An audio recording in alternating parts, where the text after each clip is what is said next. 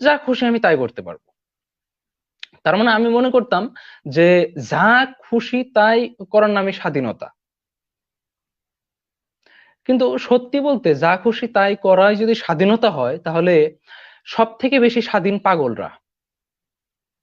যে আমার যখন অনেক টাকা হবে তখন আমি স্বাধীন থাকবো। যেরকম আমার বিরিয়ানি খেতে অনেক পছন্দ হয়, তো আমাকে আমার এখন যদি আমি বিরিয়ানি খেতে যাই তাহলে আমাকে 200-300 টাকা খরচ করতে হবে এক্সট্রা আমার পকেট থেকে। যেহেতু আমি এখন হোস্টেলে থাকি, তো আমার পয়সা আমার বাসা থেকে পাঠায়।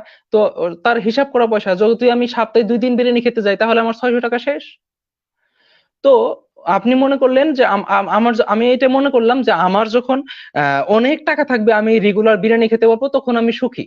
তখন আমি শান্তি পাচ্ছি। কিন্তু যদি আমার টাকা হলো, ধরে নেন আমার অনেক টাকা হয়ে গেল, আমি প্রত্যেক সপ্তাহে কেন, আমি প্রত্যেক দিনে আমি বিরিয়ানি খেতে পারি।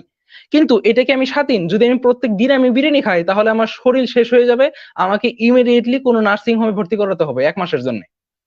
তো তার মানে কি, হয়তো আমরা টাকাটা কামিয়ে নিয়েছি কিন্তু আমরা স্বাধীন না, আমাদের শরীরের কাছে আমরা পরাধীন। তো আমরা হয়তো কারো কারো কাছে আমরা পরাধীন, সবসময় হয়তো আমরা একটা মুভির কাছে পরাধীন, হয়তো অন্য কোনো বস্তুর কাছে আমরা পরাধীন। তার মানে এই